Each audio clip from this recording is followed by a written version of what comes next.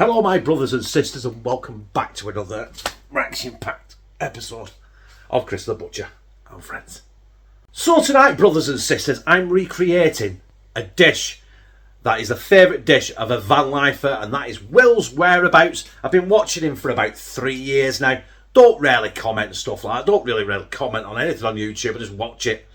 But yeah, he did, while he was in his van, he did a creamy chicken and chorizo pasta. And now it looked good. I would have liked to have smelt it. So, I'm going to recreate that tonight with all the ingredients down here, which I'll show you in a minute, just so I can smell it for myself.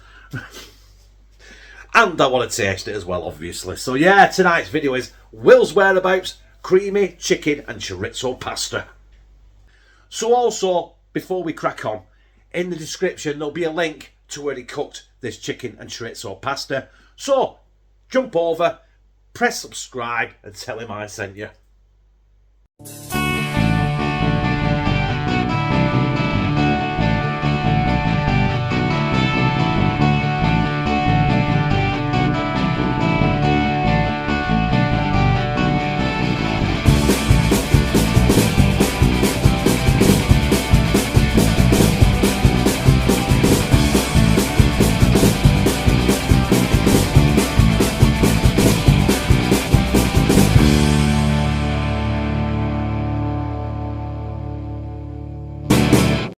So in front of us there is the ingredients I'm using today. I've got a 15-day matured chorizo or chorizo.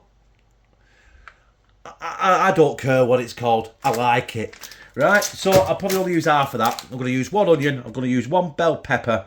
I've got some parsley. I've got some cream. I've got some Parmigiano Reggiano. Mamma mia.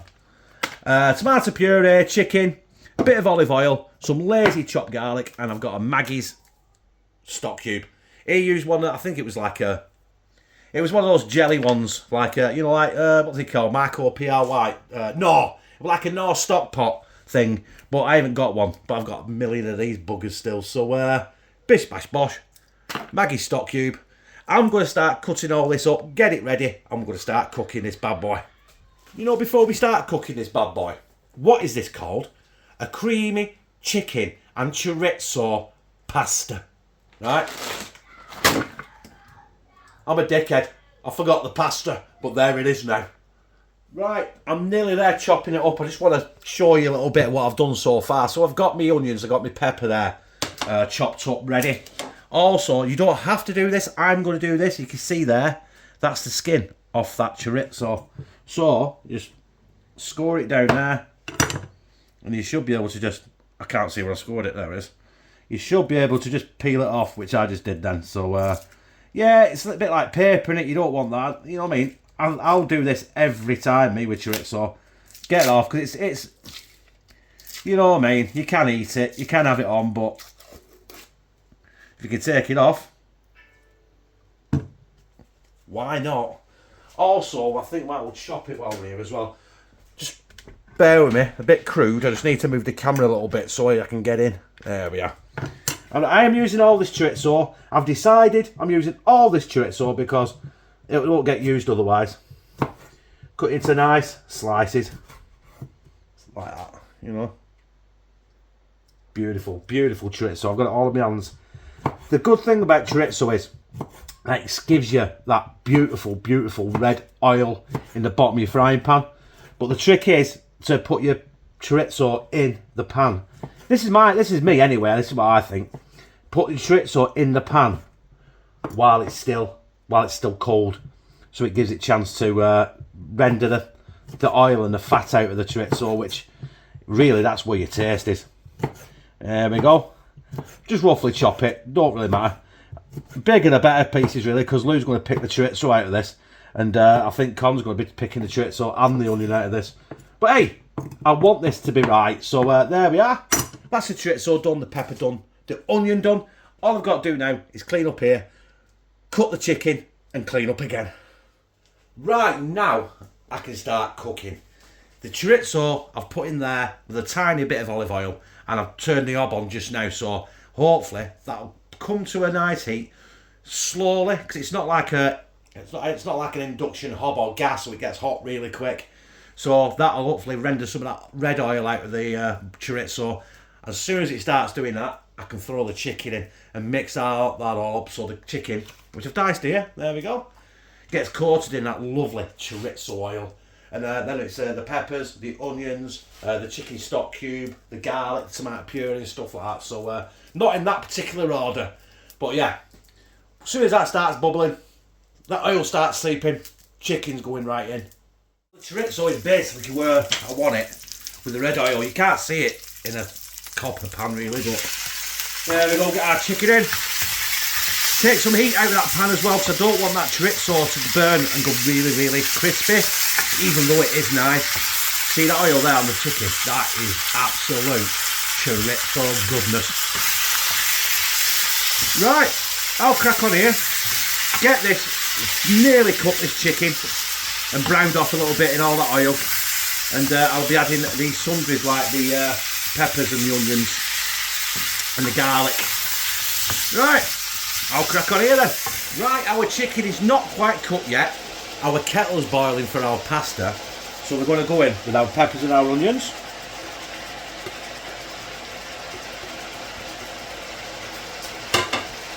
Give that a bit of a quick stir. I want them to wilt down, and don't forget there's going to be some fluid coming off them peppers and them onions as well.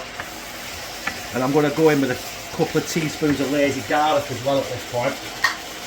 So find my teaspoon or a spoon. That'll do.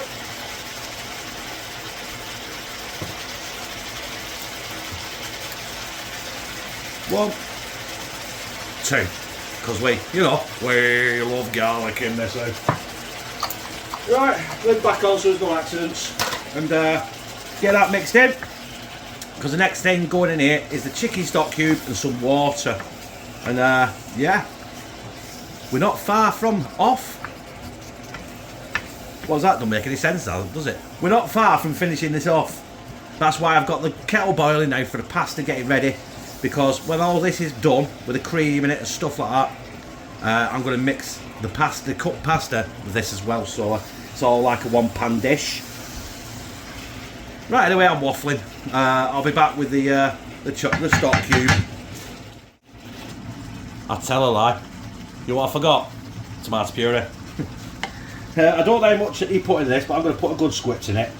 Probably don't want any of this left, to be honest with you. Yeah. That'll do. That's enough tomato puree for any man, isn't it? Right, get this all incorporated in as well. Can't believe I nearly forgot the tomato puree. I don't mind, it was under my freaking nose. But my nose is that fucking big, you know what I mean? I could miss anything under that. Now it's time for the baggy stock cube. Get that in there. That's good. That's going to take a while to break down. It's not like one of them jelly ones, them Knorr stock pot ones. The jellies are already done, aren't they? So we're going to get some water in there now. I think that might be enough water. Yeah, because I don't forget I'm going to be adding cream to this as well.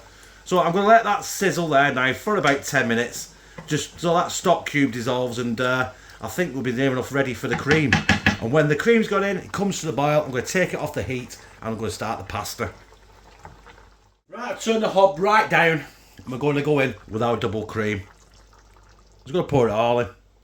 Because, you know, waste not, want not. It's like everything else. If I don't use it, we'll lose it. So, going to mix this in now. Let this go for a bit longer. Just let it simmer.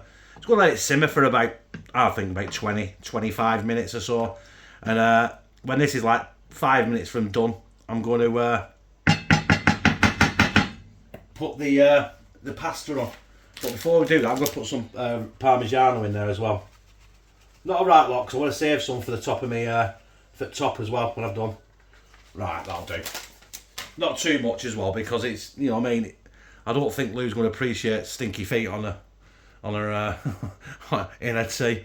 But this should add a bit of depth, a bit of flavour. And if you're wondering why I've not put any salt in it yet, the reason is I'm not going to be putting any salt in this, because obviously it's got the chorizo's got salt in it, the stock cube had salt in it, and the pasta I'm going to be using is going to be boiled in heavily salted water. So we shouldn't need any seasoning in this whatsoever. But hey, I'm waffling again, so let this, I'm going to turn it back up to about number 2.5. Let it go for about 15-20 minutes and we'll be back. We're ready to mix that in the pasta. I'm going to tip that into that bigger pan so I can get a good mix on it. But I'll tell you what, Will, you're right. The smell coming from that right now is magical. And I can't wait to get this down my gizzard. Let's just see if I can get this in here without spilling it everywhere. Let's get all the goodness out of that pan. It does smell good, this, and I think, you know what, I have a really sneaky suspicion there's only me going to be eating this. I really do think there's only going to be me eating this, because I can't see it something the kids will eat, and I definitely can't see it something Lou will eat. But you know what, we'll try her anyway, and I'll let you know what she thinks. So there we are, it's all mixed in, ready to go in a bowl or a plate or whatever.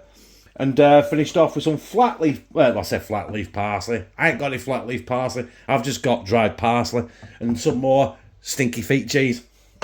So, without further ado, let's do that. So there it is.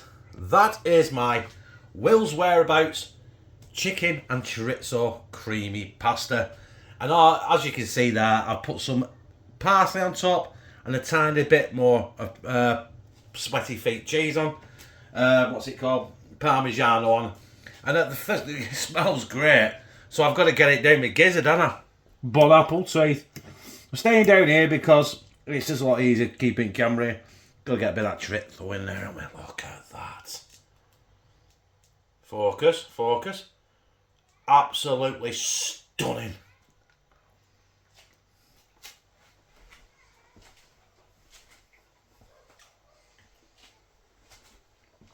Cheers, what that's stunning.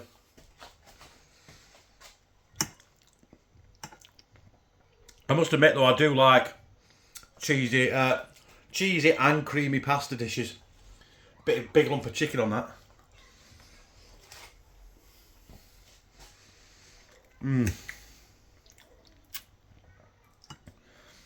No wonder this is one of his favourite meals, because this is absolutely banging.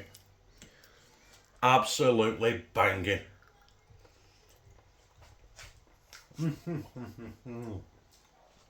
Oh my god. I'm going to be putting do not disturb on the kitchen door in a second. There it is. That is an absolutely banging pasta dish. And you know what? I didn't follow the recipe that he linked. I actually just watched the video and did what he did, essentially. I might have had to tweak it with the parsley, because I had to use like dried parsley and stuff like that. But that is essentially what Will did on his video. And like I said, the link's in the description to the video that I watched, so you can go on there, watch that. It's a great video about his stealth camping and stuff like that, but that's what he makes for his tea. So I'll just, when you get on there, press subscribe, tell him I sent you. You know what I mean? We've all got to help each other, haven't we? Not that he needs any help, he's way above me, so yeah. Will, thank you very much for the idea of that. I'm gonna enjoy that for my tea, because you know what? I liked it. And if you like this, press like, comment, share it on your social media, and subscribe. And become a family member of #TeamCT. Where I fucking love you.